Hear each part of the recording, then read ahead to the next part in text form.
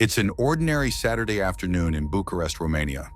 The mall is bustling with life, families strolling through store windows, teenagers laughing at their phones. No one seems to notice him. A man with red hair, dressed in a simple black coat, moves calmly through the crowd. His gaze is neutral, calculated. Nothing about him gives away that he is the most wanted man in France. Mohamed Amra, nicknamed La Mouche, the Fly, has lived under the radar for more than 9 months, until now. Suddenly, the peace is broken. Two men approach him from different angles. In a split second, his body tenses. Flight or fight? But he knows this is the end of the line. As he is pressed against the cold, tiled floor, the Fly has been captured. How did this elusive criminal, who held France in his grip for months, end up here? And what led to his spectacular demise? Today we delve into the life of one of France's most notorious criminals, Mohamed Amra, also known as La Mouche, or the Fly. To understand how Mohamed Amra, La Mouche, became France's most wanted man, we have to go back to where it all began. Not in the luxury of a shopping center in Bucharest, but in the gray suburbs of Rouen, the capital of the Normandy region in France, a city on the Seine with one of the most important ports in France. The city is known for its beautiful Gothic architecture and historical significance. Located about 135 kilometers northwest of Paris, Rouen has a checkered past dating back to Roman times. On 10th March 1994, among the concrete high-rises and forgotten streets, Amra was born and took his first steps. Even as a child, he was known for his swagger and his smarts, qualities that would take him far, but also fall him low. From the age of 11 to 14, he was charged 19 times, including for carrying prohibited weapons, theft, extortion, and drug trafficking. By the time he was 15, he had already built up a criminal record that would take most criminals years to complete. Yet he had never been convicted of anything until then. It was only from the age of 15 that the convictions started to pile up. He was eventually convicted 13 times, including attempted manslaughter. Amra's childhood and early adulthood show a pattern of continued involvement in criminal activity, which eventually led to his reputation as a notorious criminal in France. The authorities call him a drug boss, but his lawyer, Hugues Vivier, denies this. After all, he has never been convicted of drug-related matters. This mainly concerns theft, armed violence, and extortion. He did not get his nickname, La Mouche, the Fly, just like that. Like a fly, he managed to escape from the most dire situations. He moved nimbly through the underworld, always slipping away just in time and appearing untouchable. But his thirst for power brought him into contact with something much more dangerous: the bloody drug wars in Marseille. Amra had no fear, and most importantly, he knew how to survive. Here in the streets where millions of euros are traded in cocaine, young men make deals with death. And Mohamed Amra? He rose rapidly in the hierarchy, not just because of his ruthlessness, but because he knew how to get the right people working for him. Even behind bars, because in 2022, Amra ends up in Evreux prison, a place that paralyzes most criminals. But for Amra, it became his command center. And there, in that cell, he hatched the plans that would shake France to its foundations. He never just won over. He is locked up behind the thick walls of Evreux prison, but his mind, it is free. Because one thing is certain, Amra is determined to escape. For someone with his reputation, a man who has been trying to avoid the authorities for years, imprisonment is not an endpoint. It's just a break, a moment to plan, to wait for the perfect moment. And that moment seems to come in the summer of 2023. Within the prison walls, Amra has contact with the outside world. The plan is simple: an escape with outside help. He makes 2 attempts, one first and then another 2 or 3 days later. But the second escape attempt wasn't just any escape. It was an operation that would kill 2 prison guards. In Evreux prison, deep in Mohamed Amra's cell, a strange sound is heard in the silence of the night. It is not the hum of a lamp or the rumble of the prison door. No, it's the sound of something much more dangerous. The sound of metal slowly, very slowly, beginning to succumb to the force of a saw. Amra does not give in. The walls are high, the guards are numerous, but he has something most prisoners don't have: patience, and a plan that matures in the shadows. For him, escape is not an option, it's an obsession. First, it was the bars of his cell window. If you look closely, you can see that some of the bars are no longer in their original condition. They have been filed, bent, the work of a man who continues to test the limits of what is possible. It was a simple saw, hidden somewhere among the personal belongings. At night, when most guards think the cells are quiet and safe, Amra begins. Gently, almost imperceptibly, he saws at the iron bars. His breathing is calm, controlled. Every move is precisely measured, because the slightest misstep can reveal everything. But Amra is a man of patience, a man who masters the game. After working for a long time in the darkness, the bar finally begins to loosen. Amra is so close. There is nothing holding him back. He is now sawing away the only barrier between him and freedom. But then, there is the smell of surprise. The guards were closing in, a routine check that put everything in jeopardy. The chance to continue was gone. The lattice, partly sawn, is proof of what Amra has tried. The air in Mohamed Amra's cell is stuffy, heavy with tension. The footsteps are getting closer. Suddenly, the door to his cell opened. One of the guards, without a word, stepped inside, his gaze fixed on Amra. With one quick glance around the cell, the guard noticed what Amra had so carefully hidden. The bar that was previously completely intact was now no longer intact. It was too late. The guards had discovered it. He was handcuffed and transported to a punishment cell. In prison, Amra wasn't just physically confined. His mind was caged again. It was clear that this would not be his last attempt. The dream of freedom, even after so many setbacks, was still strong. But for now, he was captured again. Perhaps it was his biggest miscalculation, but one thing was certain. This would not be the final chapter in his story. 2 or 3 days later, the air in the Rouen court is heavy with tension. Mohamed Amra sits in his chair, his eyes sharp, his breathing calm, but his heart pounding in his chest. Today is the day when everything he has planned will finally come into action. While the judges ask their questions, Amra doesn't seem to hear their words. His thoughts are nowhere but on the escape he has planned in advance. Everything is prepared, every step is planned down to the last detail. His accomplices wait outside the walls of the courthouse. Every minute that passes feels like an eternity. The feeling of freedom, of escape, is so close he can almost smell it. But there is no room for mistakes.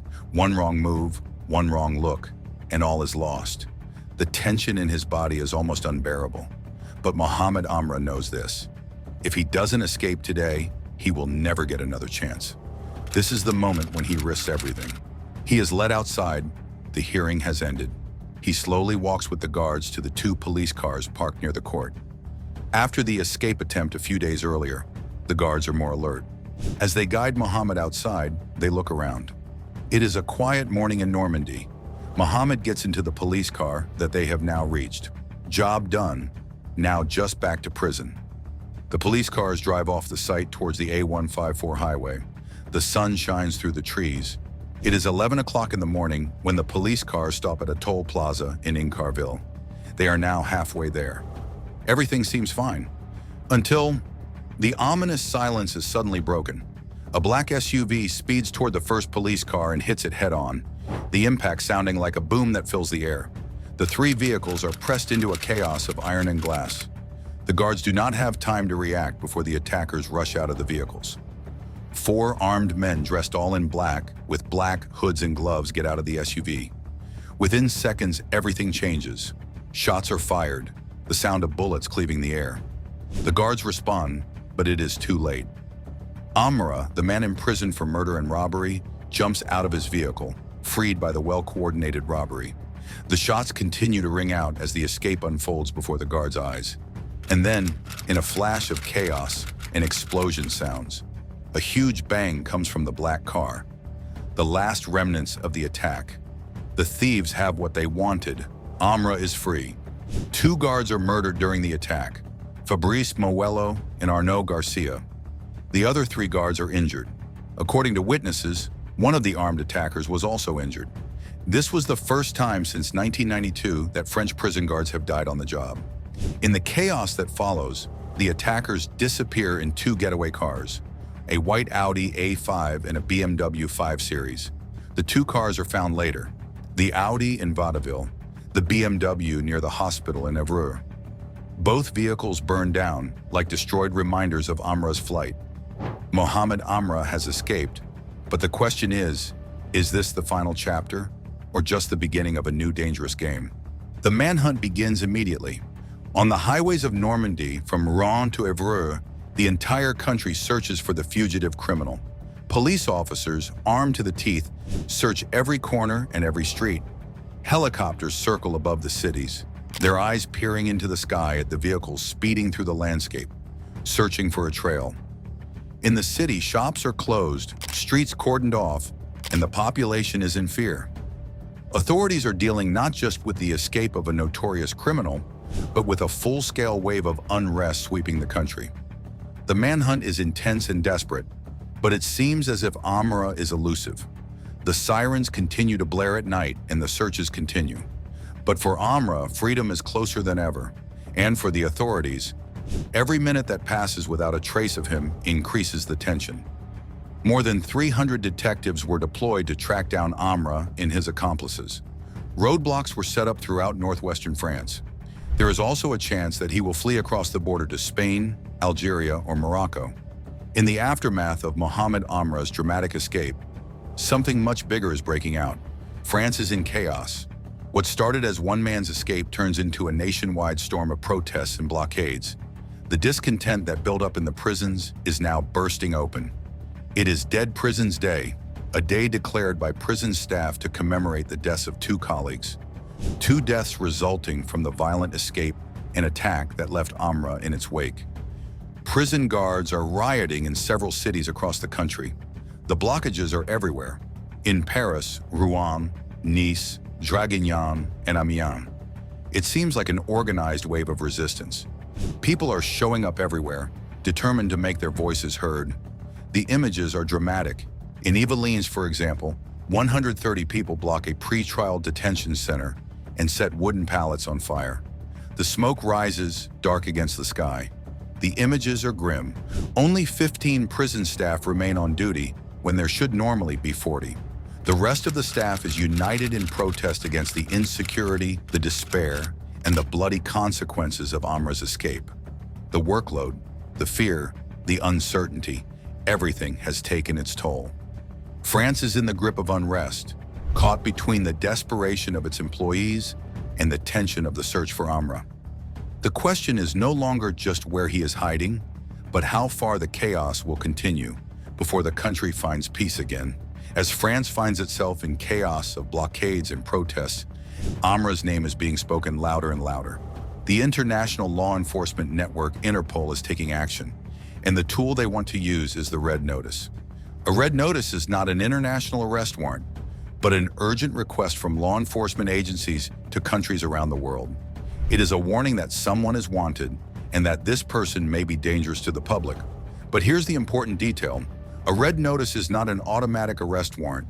It is up to each country to decide whether to arrest the person, depending on their own laws. Yet it is a powerful message. A global search for Amra has now officially been launched. It means that the borders are no longer safe for him. Any country can decide to detain him and demand his extradition. Most Red Notices remain hidden from the general public. Only the police have access to the full data. But in some cases, when the public's assistance is necessary or the suspect poses a direct threat to security, an excerpt of the Red Notice is made public. This is exactly what happens to Amra. The world is now being made aware of the hunt that is underway. And then, exactly 284 days later, there he is walking in Bucharest on that Saturday afternoon. The Promenade shopping center is bustling with life. Families strolling through shop windows, teenagers laughing at their phones. No one seems to notice him. A man with red hair, dressed in a simple black coat, moves calmly through the crowd. His gaze is neutral, calculated. Nothing about him gives away that he is the most wanted man in France. The sun shines through the glass roof of the shopping center. It is 3 o'clock in the afternoon. At that moment, two men approach him from different angles. They are Romanian police officers with headgear.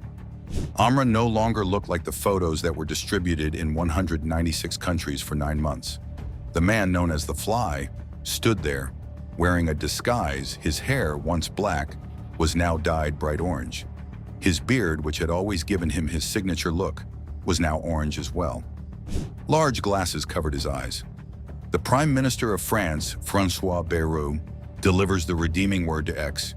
After a manhunt of several months, Amra was arrested. Finally, the Fly has been captured. The weekend was barely over when the manhunt took a new turn. 10 of Mohamed Amra's alleged accomplices involved in his escape were arrested across Europe.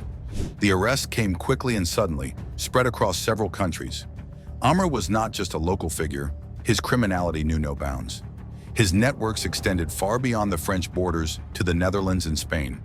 In several countries, he had a network of supporters, willing to do anything for the man who had provided them with money and resources, and who led them in dangerous ways through Europe.